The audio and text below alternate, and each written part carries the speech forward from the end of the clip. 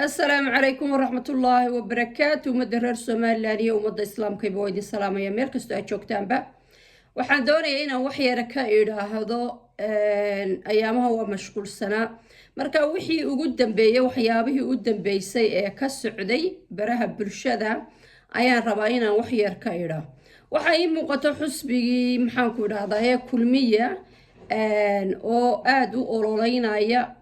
iyo waxyaabaha ay aad u adeegsanayaan ama dad doonaya inay xusbiga u ololeeyaan waxyaabaha ay aad uga hadlayaan laba wax ayaan rabaa inaan ka hadlo horta kow waxa aad loo wadwadaa oo xusbiga taageerayaashiisu aad u wadwadaan sheeko odhanaysa macnihii taariikhdii SLM oo uu ka hadlay maxaan ku idhahdaa guddoomiyaha xusbiga wadani iyo dood ah dadkii buuraha saaray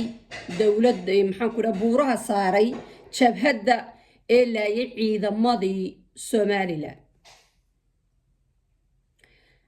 marka horta waa ta koobaade waxa ka khaldan kulmiye waxa macnihii taageerayaal iyo talabixiyaal u ah dad aan macnihii qarannimada Somaliland u adeegaynin waana kuwa sababay in buurta taladoodii sababtay in buurta la isu fuulo in Somaliland dagaal uu ka dhaco waxaan kuu sheegayaa nimanka la wareegaya ciidamada buur la saaray walaala ciidamada buurta fuulay waxa sababtay dowladda maanta joogta iyo xusbiga kulmiye ayaa kow horta sababay in la fuulo buuraha la fuulo laba ayada ayaa dowlad waddanka ka ahayd xalna u weyday in buuraha laga soo dejiyo kow markii u horeysay ayadaa sababtay laba ayadaa ka soo dejin kari weyday dagaalkii ka dhacay buuraha waxa sababtay talaxumada dowladda Somaliland ee maanta joogta dagaalkii laascaanood waxa sababtay talaxumada dowladda maanta joogta waana kuu sababaynaya waxaad tidhaahdeen sababtu maxay tahay loo fuulay buuraha dadkii buuraha fuulay sababta ay buuraha u fuuleen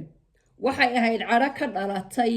caruurtii biibiilayaasha sidatay ee suuqa Hargeysa lagu laayay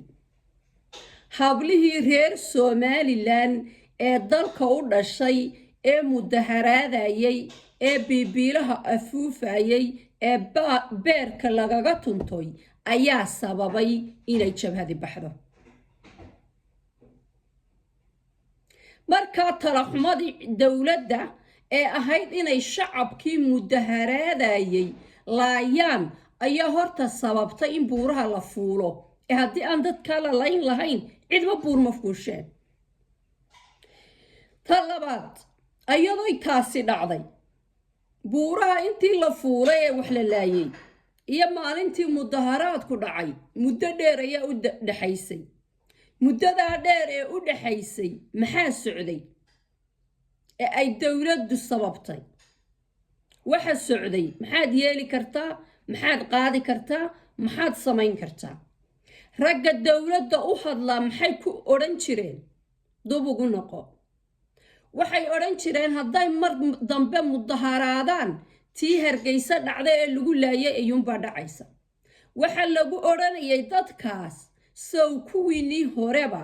ee maxaan ku idhahday la laayayba maydaan aasaninu kuwa maanta haddana mudaharaadaan waxa imanaysa uun haddana ina aasataan caqligaaga isweydiiyo dad noocaasi mas-uuliyad iyo dowlad ma noqon karaan mas-uuliyad ma qaadi karaan oo dowlad ma hogaamin karaan sideeba ra'yigu kuu siinayaa inaad ogolaato caruurtii iyo dadkii biibiilayaasha la sitay ee la laayay sow dad kamay maqnayn sow gurye lagama tabayn sow reere kamay dhalan maxaad weliba ayadoo taa laga aamusan yahay oon cidina soo hadal qaadaynin maxaad adigu ugu ololeynaysaa ciidamadii la laayay ciidamada dhintay waxa ka horeeyay shacab dhintay cid ku ololeynaysaa ma jirtay adigu maxaad ugu ololeynaysaa ee dadka u xasuusinaysaa.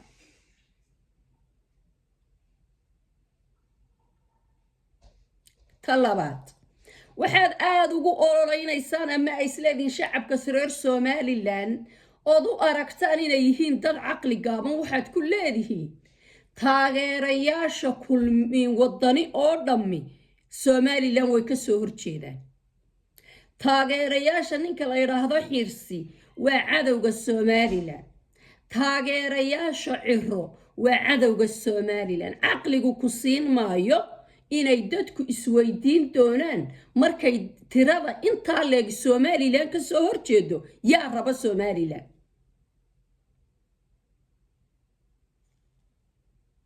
yaa raba markaa somalilan. waad ku khaldantay waanaad isa sabaaxadaynaysaan. waxa kaliyaad ka gaadhaysaana waxa weeye ummadoo sii kala fogaata. laakiin waxaan rajaynaynaa inuu xal yimaado, inay cid kale xukuumadda timaado si ummaddan loo mideeyo oo loo walaaleeyo. waxaad ku doodaysaan maxaanku idhaahdaye dagaalkii ka dhacay laascaanood waxa ka dambeeyey reer wadani iyo taageerayaashooda. siday uga dambeeyeen? ma dowladday haysteen? ma ciidamaday haysteen? waxaad tidhaahdaan ciidamaday gurayeen, ciidamada xaafadooda iyo reerahooda abay gureen. okay, maxay dowladdu markaa u ogaan weyday? maxay dowladdu u ogaan weyday in ciidamadeeda la kala gurayo oo wax uga qaban weyday? yaa ku soo daayay ciidamadii hubaysnaa dad shacaba oo reer somalilan oo biibiilo afuufaya ayaa lagu laayay Hargeysa iyo Laascaanood. waxaana la soo daayay ciidamo hubaysan oo calamo kala sita. siday caqligal ku tahay inaad caruurtaada iyo shacabkaagana layso ciidamo hubaysanna soo dayso?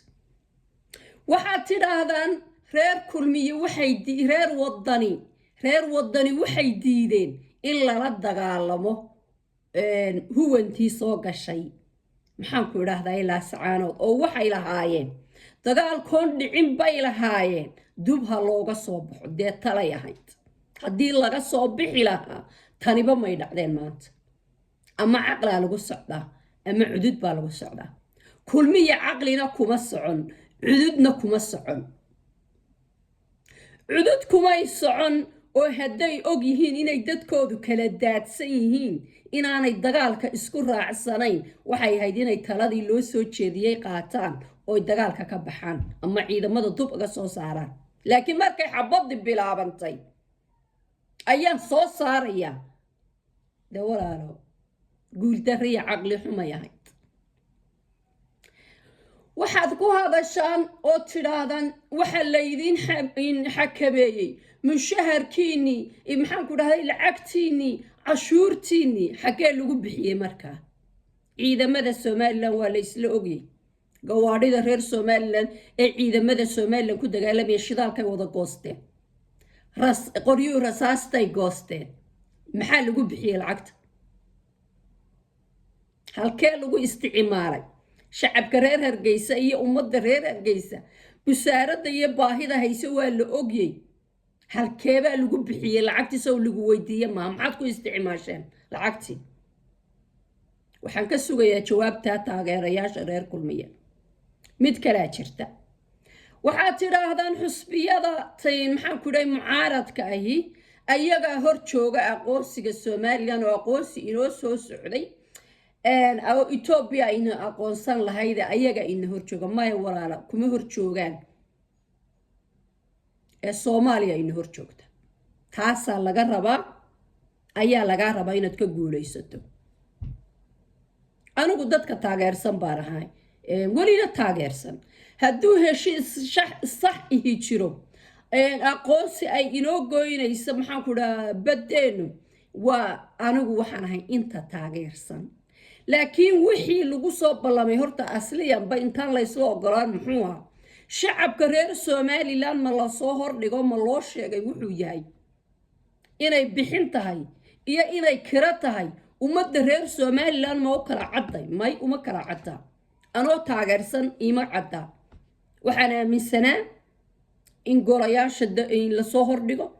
in shacabka reer somaliland lasoo hordhigo inay waxa nala leeyahay waa la qaatay wuxuu yahay aan ogaano laakiin lama oga weli meel alla meel lagu macneeyey cid loo sheegay dowladda ayay ku koobantay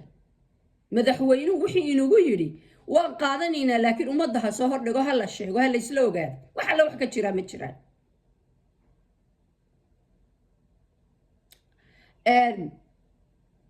waxa hortaaganina inaga maaha reer somalilandna maaha waa dowladda soomaaliya laba dowladood baa isku keen haysta dowladda somaliland baa laga rabay inay tab iyo xeelad kaga baxdo laakiin ma jirto ma haysaan haddaa haysaan ummadda usoo hordhiga soo dhiga intaan la islaba gaadhin in layla aqoonsado iyo waxa bal horta waxa wuxuu yahay aan eegna ummadda reer somalilandna loo soo bandhigo lama soo bandhigin anu waa taageersanay in la kireeyo badda oon wax dhaafsiisano waan taageersanay laakiin wixii ma la soo sheegay ummadda reer somaliland ma maalinta qarinka lagu duugaya baa loo sheegaya ummadda reer somaliland maya shacabka reer somaliland dhul ay bixiyaan diyaaru ma aha laakiin waxay diyaar anigu aanu ahay oo in badan oo kalena igu raacsantay inaan waddankeena kiraysano baddeena kiraysano waxna dhaafsano laakiin marka waxaan idin leeyahay reer kulmiye walaalayaal dowladda kulmiye shacabkeedii way kala dirtay reer hebel looma baahna reer hebel waxba maaha reer hebel macnihii waxba cid ma yeeli karaan wax noocaasa ayay dowladdu lagula taliyey oo ay qaadatay dowladdii siyaab barre ee hubka iyo awoodda lahayd maxaa lagu dumiyey waxaa loo dumiyey xaqdarro may ahayn reer hebel baa tihiin laakiin xaqdarro ay dadkii ay dowladda u ahayd ka dhex samaysay ayuunbaa lagu dumiyey muuse biixi iyo tiimka la taliyaana taasay koobigaraynayeen waxay aaminsanaayeen in dadkan haddii la xidhxidho in haddii la laayo haddii loo cagajugleeyo aanay isdhaqaajinayn dadkanina ma aha dad noocaasa markaa dadkii buuraha lagu laayay haddaad ka hadlayso walaal waxa sababay caruurtii biibiilayaasha sitay ee hargeyso lagu dhexlaayay weliba kaaga darane iyadoo og tahay dowladdu inay rag reer somaliland oo hubaysani halkaa joogaan ayay ka hor dirtay ayay u dirtay rag kale oo hubaysan dabeedna waa la islaay maxaad markaa ciidamo 400 intaas oo 100 ayaa inagaga xidhan intaas oo 100 ayaa laascaanood tiro kooban ma hayo laakiin 100 ayaa laascaanood inagaga xidhan dowladdu maalin kamay hadan hooyooyinkii ubadkaasi ka maqnaayeen lamay hadan ummadda reer somaliland may qancin abid sheeke iyo shaahid maanta ka hor tiro intaa leeg oo reer somaliland ah oo la qabtay lama hayo ta muuse ka hor dhalinyaradii iyo caruurtii reer somaliland oo tuulo agtaada lagu haysto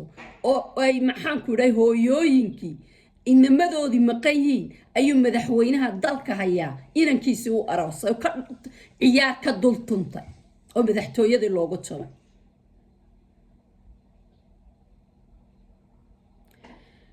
macnihii kulmiye ummadii reer somaliland wuxuu u qaybiyey xaafad iyo gobol iyo qolo taana dowlad kuma noqonayno somalilandna kuma ahaanayso haddii uu kulmiye soo noqdo burca iyo hargeysana laga qaadi doono iska dhaaf meel kale sababtu tahay talo xumadiisa iyo reer hebel ku adkaynta iyo reer hebel xiniya taabashada waxay keenaysaa burburka somaliland